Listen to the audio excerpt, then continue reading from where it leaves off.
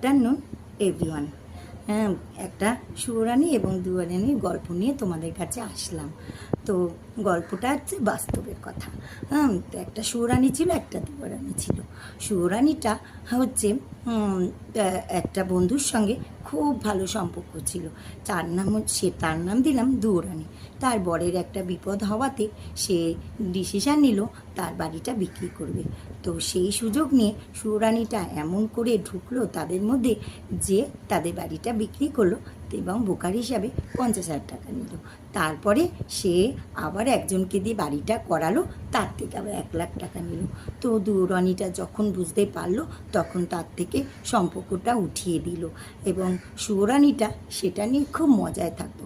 আমার বলার একটাই কারণ সেই সুরানিটার না কথা শুনে তার আমি সাথ দিয়েছিলাম।